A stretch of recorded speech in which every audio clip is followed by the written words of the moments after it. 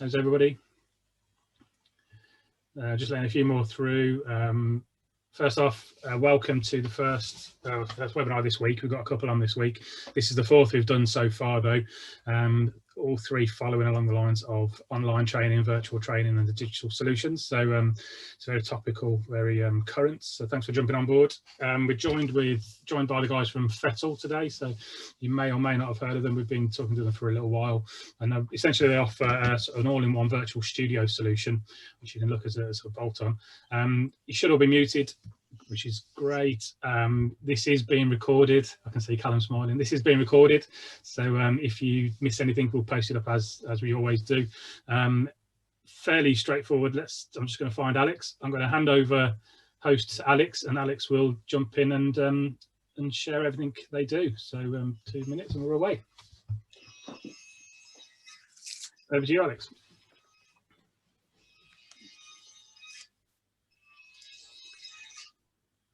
Okay, can you see my screen okay?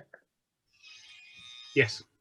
Good stuff, right. I'm just going to put up some slides now.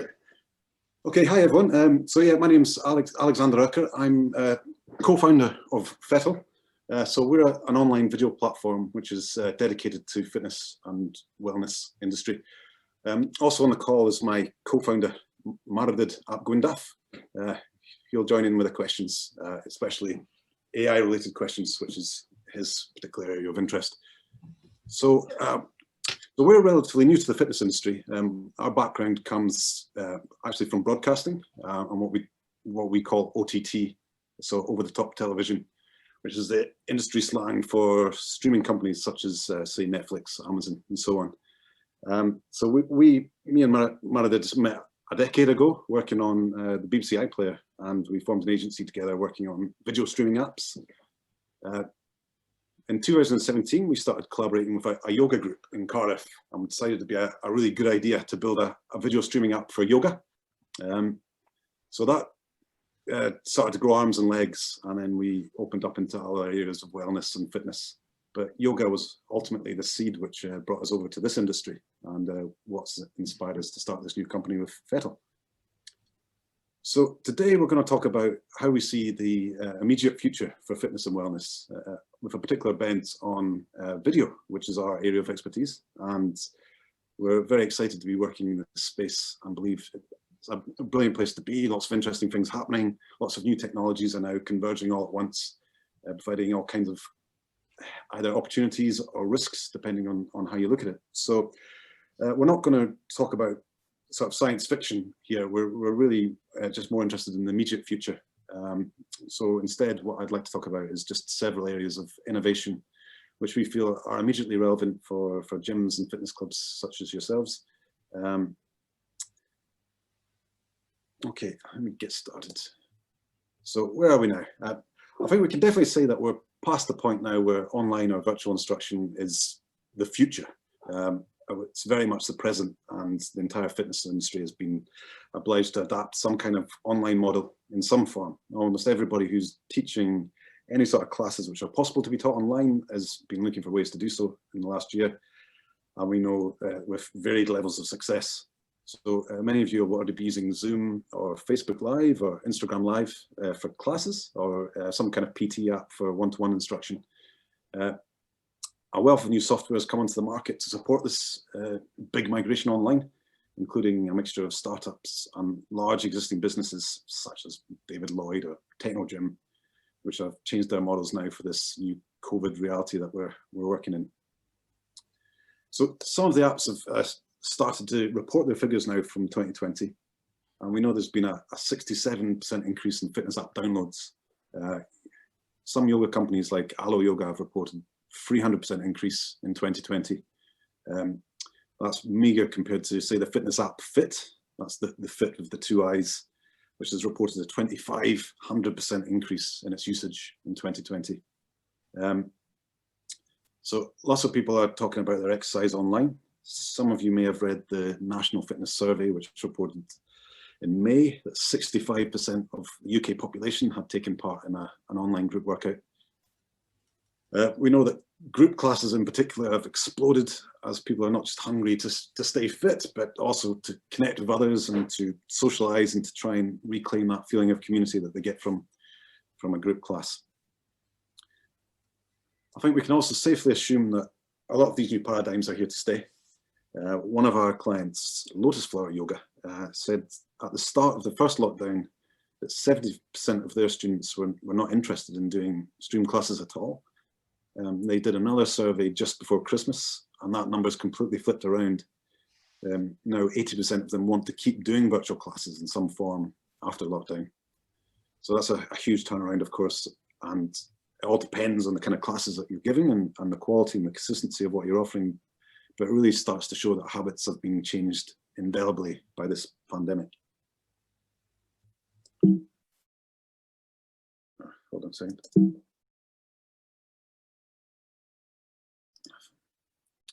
Right, so this is another interesting figure to us from the TA6 survey, was how people plan to exercise after lockdown. So out of that 66, 12% had said they want to do online only, 33% had said they want to do gym only, but the 54% saying they want to do both. So I think it's clear now that people have become accustomed to online fitness, but that it's really a hybrid model, which is going to be the sweet spot for gyms moving forwards. So the future of video instruction. So long before all this coronavirus stuff happened, we were potentially working away, building our OVP.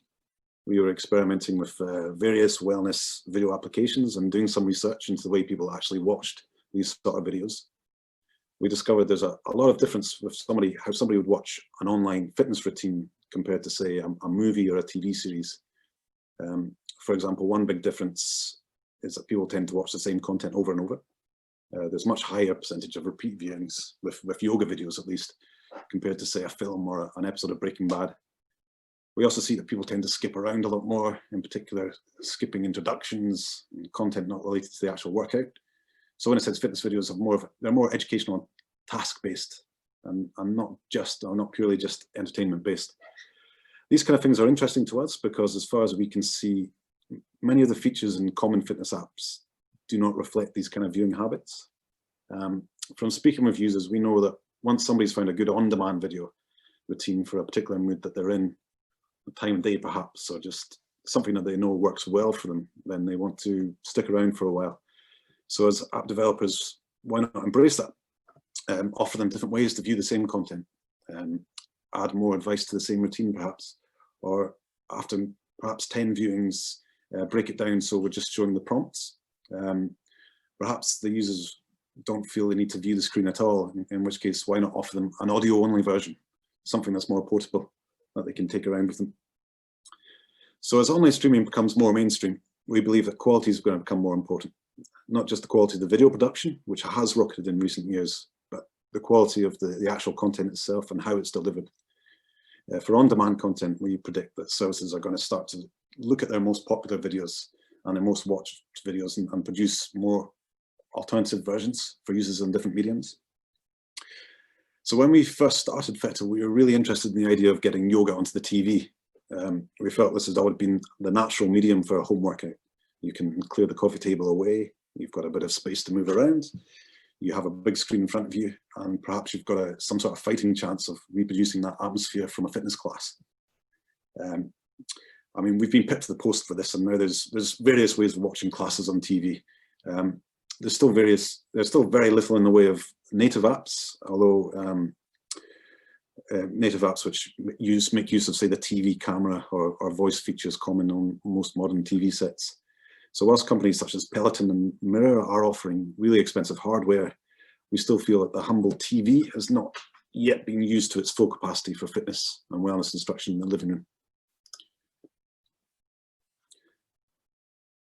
So in 2019, we received a government grant in order to develop a system for detecting poses and movements within yoga videos. We put together a small team intent on training an AI to recognize 50 of the most popular yoga poses within the videos that we uploaded to our training utility. Over a period of time, we were able to build up a heat map of particular areas of the body and compare with a number of preloaded and pre-categorized images in order to make a judgment on the type of yoga pose being practiced. We've now been able to tweak the system to achieve over a 90% accuracy on detecting these poses. And we're now starting to look into things like movements and transitions. So deep learning has been used to very powerful effect in the OTT industry. As far back as 2012, Netflix had started to apply machine learning algorithms to their data sets in order to produce a frighteningly accurate recommendations engine. They were able to understand from viewing habits exactly what contents users enjoyed in the past and thus predict what they're liable to enjoy in the future. Often these systems kind of work like a black box. If you can give the system enough of the right inputs, enough of the right outputs, then how it reaches its conclusion becomes largely irrelevant as long as those conclusions are correct. Netflix have reported that 75% of their recommendations now hit the mark in terms of user satisfaction. They also use AI tools for all areas of their service, including what thumbnails to choose in order to elicit the most excitement and to encourage people to click, how to adapt the quality and efficiency of their stream based on people's viewing habits, how to organize their content so people keep finding something new. In fitness and wellness, we feel this kind of technology has even more application. We've not just been able to recognize particular kinds of exercises within the videos, but properties such as intensity of the exercise, energy levels, complexity. In future, just by analyzing a video, we should be able to predict such things as how many calories have been burned, what fitness level a participant would need, and what parts of the body have been exercised. Deep learning works really well when you give it a lot of data. With a number of users on Netflix, they're able to produce amazingly accurate results. With Fettle, we're looking to use our algorithms across our clients. So the more data we give it, the more accurate it becomes for everybody. So for anybody worried about AI replacing jobs, hopefully this sort of thing may allay your fears a little. The sort of tasks replaced by these sort of systems tend to be quite menial: data entry, editorial, and curation, and that sort of thing. The sort of tasks I think most people would be happy to see replaced by a machine, but also adds a new level of accuracy, allowing us to create some really powerful tools for a teacher or a trainer to work with. So as virtual assistants have started to grow in prominence, so has the technology for users to make a verbal request for an online exercise routine. At the moment, it's possible to converse with your Alexa to choose a workout. The results can be a bit mixed, but there's definitely been big leaps of improvement in this area in recent years. We've been looking into, as we've been looking into deep learning, we've also become interested in the natural language processing libraries used to design a conversation with a virtual assistant, such as Alexa or Google Assistant. The few fitness apps currently on Alexas tend to have quite a basic dialogue levels with the users, so we want to find ways to improve the systems to help choose a class which suits users' current mood or energy level, or which fits with the amount of time they have. We also wanted the users to be able to talk to the app mid-workout and to ask it to do such things as jump onto the next pose or do that last exercise again. So there's still a wealth of problems to be solved in this area. For example, we could design a conversation where the user is able to ask for an easier alternative or perhaps something more challenging. We also want to collect feedback on how the exercise is working for them. So on the data side, much of this work's already been done. All the big PT apps like Aptiv and Kaya are already collecting data from a number of information points before they calculate a routine. So asking to just log information such as the exercises they've done, health information, diet, how they feel, and so on. So using a voice conversation instead would kind of help to a degree psychologically and address, say, lack of enthusiasm or resistance to a workout. It would be very difficult to replace a PT here, but like with deep learning, we ultimately see natural language processing as an augmentation rather than as a replacement for personal trainers. One kind of conversation doesn't necessarily fit all. So a chatbot app for a PT might not be the same as a chatbot app for a yoga teacher. But we've identified like a lot of commonality between the different conversations, which allow us to create a tool which would work for a lot of clients at once. Just going to quickly stop and check to see if there's anyone else in the waiting room. Rob? Okay.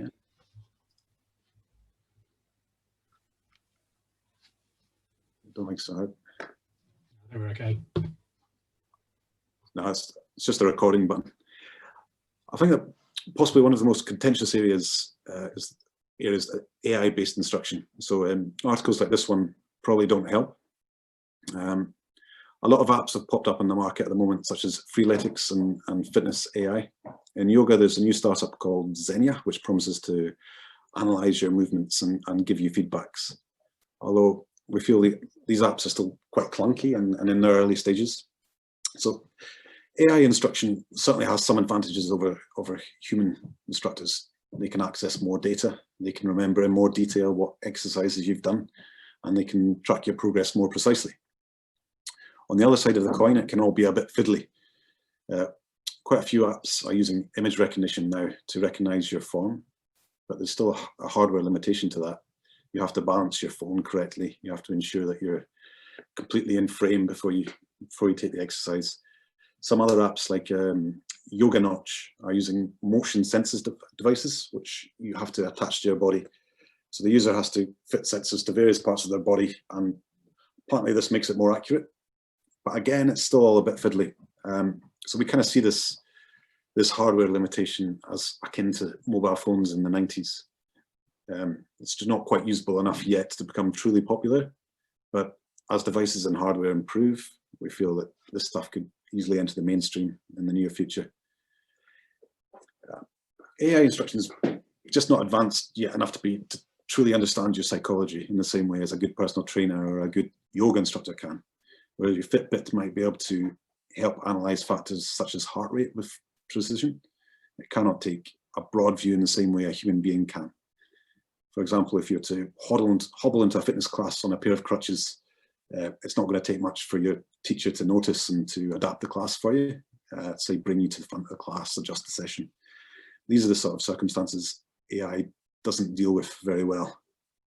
So the ACE card really you have under your sleeve is the human touch. So our advice for instructors worried about being replaced by an AI is really just to get familiar with some of the apps and just to treat them as tools, and always to see them as an augmentation rather than as a replacement for human instruction. From our perspective in Fettle, we're focusing a lot more on the deep learning and the natural language processing to try and really create a toolkit which uses the best aspects of AI, data gathering and analysis and that sort of thing. So whilst we're not kind of pushing into areas where we feel AI doesn't perform so well. Okay, future-proofing. So a lot of this stuff still feels a bit out of reach, and if you're just looking to stream some videos as a way of retaining members, then what simple steps can you do to ensure that your business stays relevant as technology evolves? As I said earlier, the move to virtual classes is now a bit of a given. But if I was to give us some advice to people worried about what's coming next, then it would be the following. Start to think about the data that's been generated by your members' online activity. And even once lockdown ends, their activity at the gym. Who owns that data and who's benefiting from it? Is it ultimately being used to your benefit, or is it being used to undermine you further down the line? So yeah, think hybrid. You should be at the same time you should be thinking about hybrid, consolidating your members onto one platform, combining your CRM and your OVP, and looking at ways of working with apps. And think integrations as well. Ensure the software that you can use can integrate with the hardware. Are you able to access data from users, Apple Watch, Fitbit, etc.? I'm not going too much into wearables as it's a huge subject, but if you're able to provide these wearables, are able to provide a huge amount of detailed analytics, which is really relevant to that first point about data and ownership. So the big gyms and the big corporations will always look for that data advantage, not just access to their members' data, which they can use to provide them with sort of more tailored programs and features, but also access to the overall big data, which gives them an insight into what kind of content to create, what sort of things working well with their members, and allows them to organize themselves in such a way where they can be really most competitive and generate the most interest and retain their memberships. So our approach.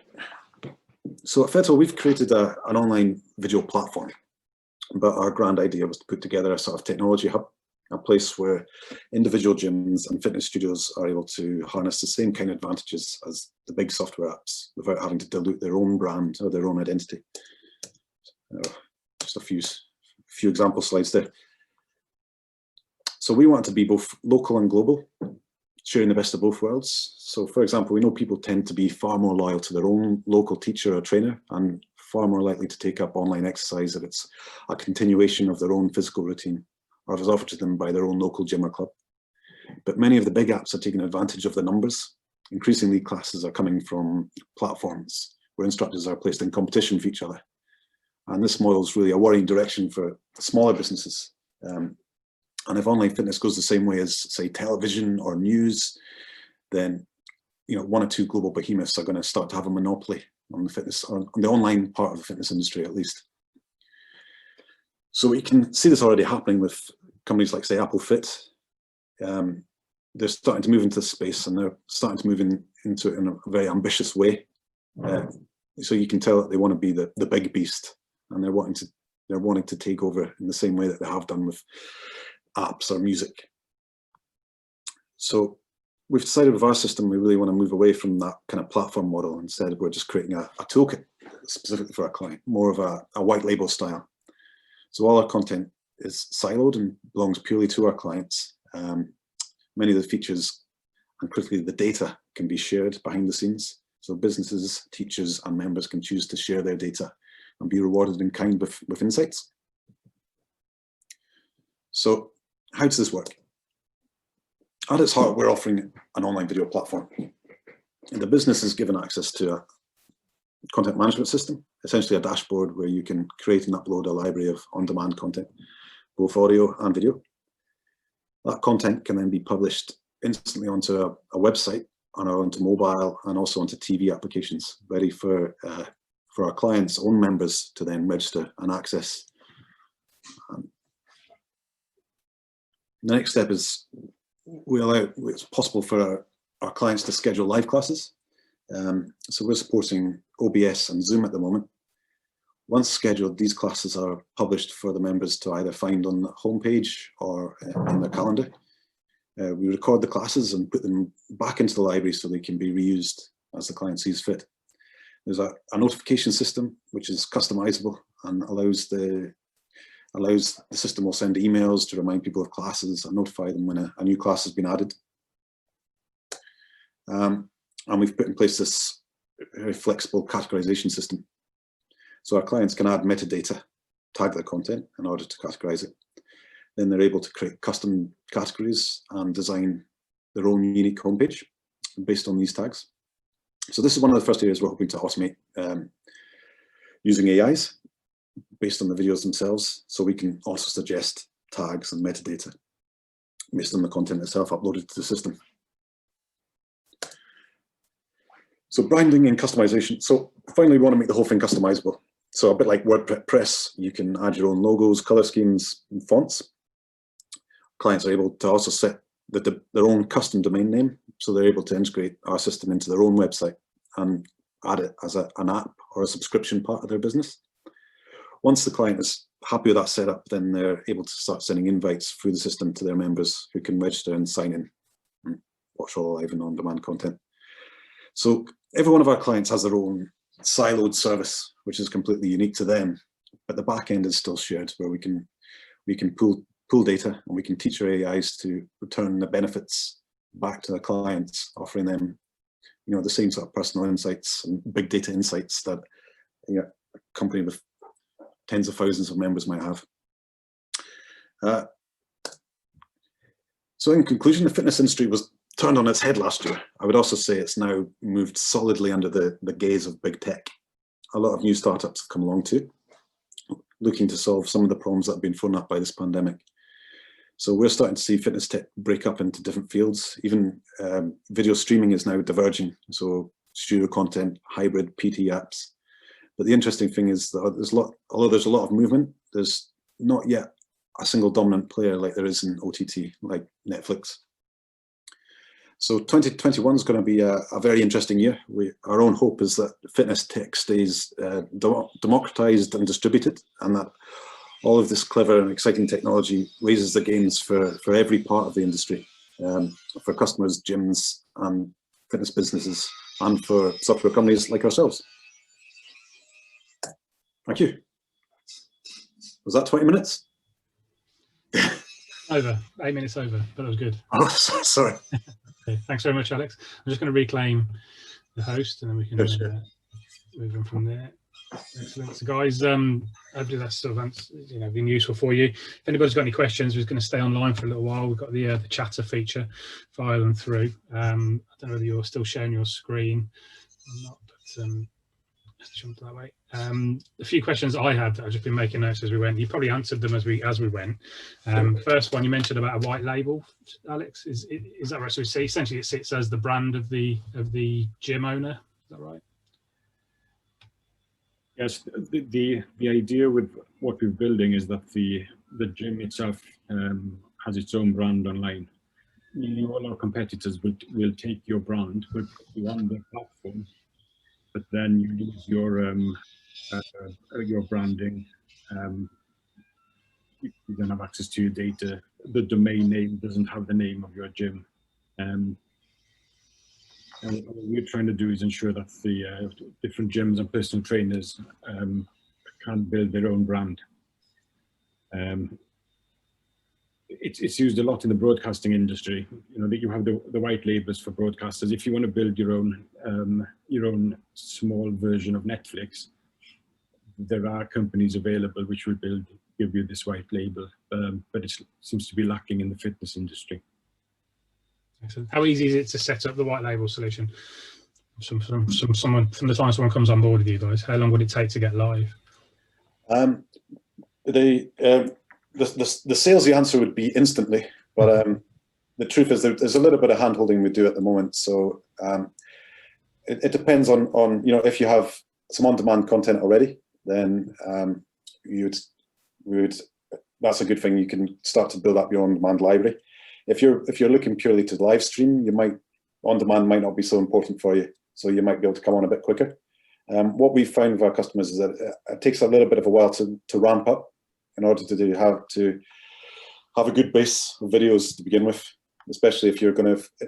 It depends on what you're offering as well. So if you're offering a much more recorded on-demand thing, then it'll take a bit longer. In terms of things like the customization and stuff like that, it's very quick. Like you can do that almost instantly. It sounds like the product could be there pretty much straight away, but building up the library is the bit that takes time. Yeah. And then we're trying to sort of also kind of offer help and advice for improving the production quality and sort of helping create these videos, and also for live streaming. Yeah. Fantastic. Talked about integration as being a big part of it. How do you integrate with like existing CRM systems? A lot of the guys use ClubRite, TeamUp, and a few others. Do you integrate with those guys? So at the moment, we're just offering a mechanism to import. So it's not the integration system at the moment. It's not at its best, but we've got a mechanism to import customers from our emails. But we're definitely looking into APIs with some of the big CRMs.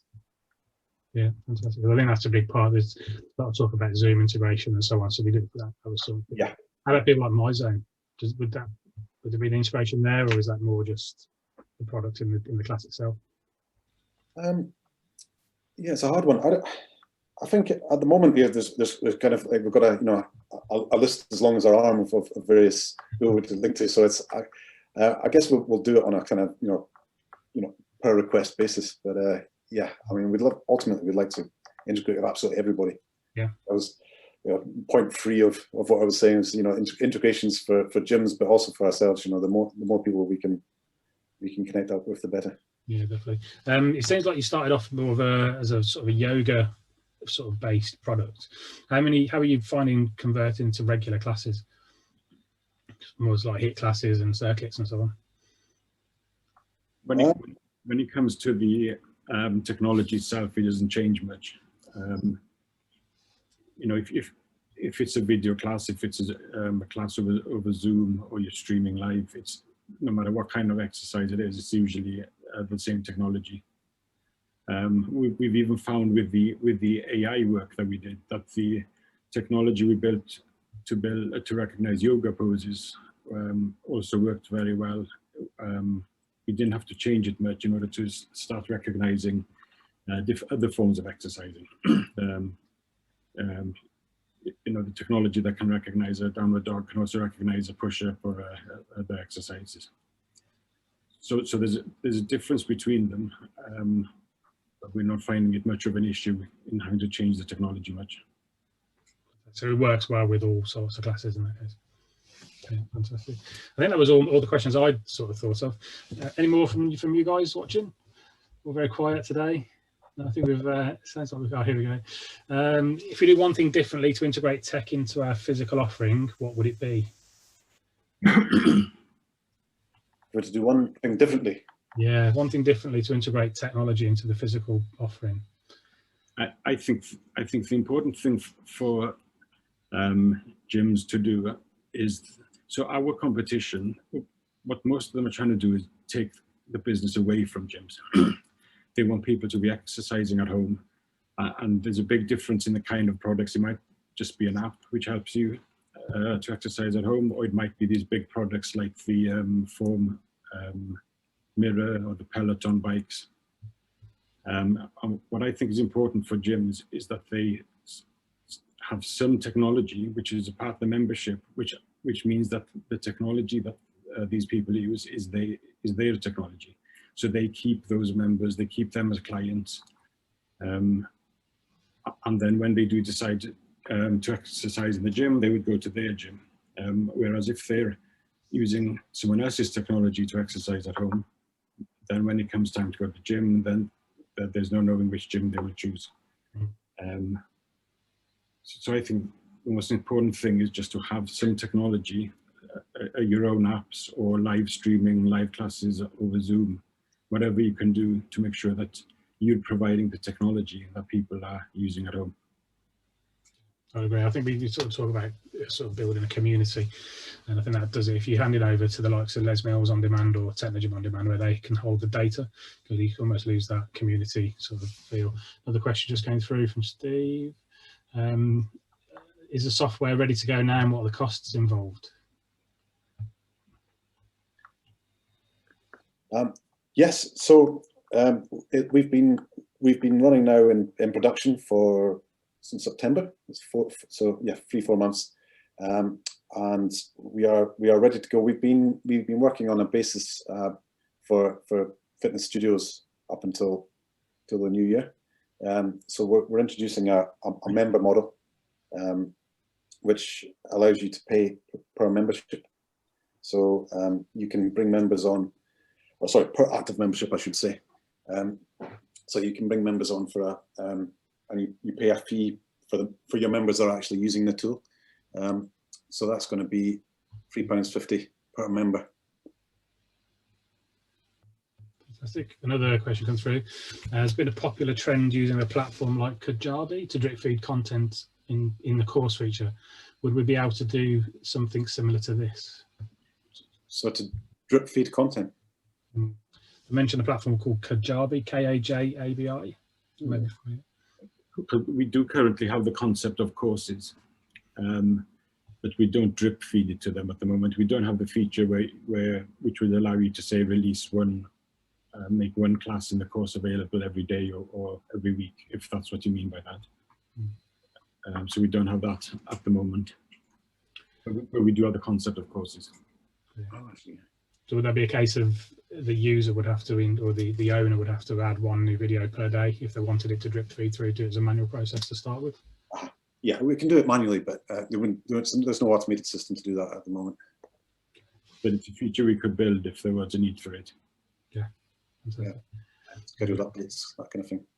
Because one problem with doing it manually is that different people might sign up for the course at different times.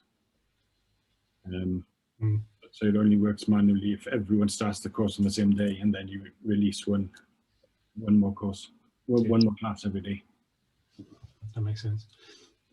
Right, I think that is literally all the questions coming through. No, another one. Could we sell complete courses like you can in Kajabi? So at the moment we're calling it the hybrid package for members to have access to everything. But we also, if you don't, for non-members, you're also able to sell your content outside of your membership. So you're able to do that on an individual basis or on a subscription basis. So you could offer either offer a subscription to classes and courses, or you could sell those courses individually. However, if you want to invite your own members onto our system, then they obviously get access to everything. Does that answer, Steve? Maybe. Maybe. So, it's more thinking, I get the £3.50 and then the member subscribes and we charge them 20 quid a month, £25 a month for online training or whatever it is. It's whether we can then do a different course where, say it was a nutrition course, where you charge the one-off fee of £100 and it's a 3-hour video or whatever it is. Can you do that as a completely separate option?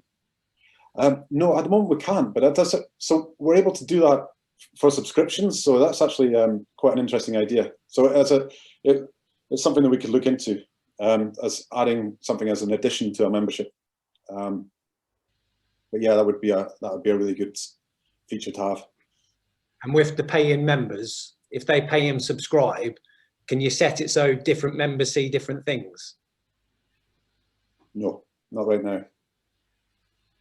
Right, so whoever paid that monthly fee would get access to everything that you have within your platform. That's right. Yeah. At the moment, we've just got a membership for everybody. As you know, they have access to all the content that you publish. Okay. Thank you. The question come through: is there a minimum term, or can the guys sign up and sort of give it a go for 2-3 months and see how it works? Yeah, we don't have we have that for subscription. There's a trial period, but you can give your users a trial period, a test term. But once you've signed up, you would need to obviously you need to tell your own members that you're moving on. So there's no minimum term for clients as such, for the gyms themselves.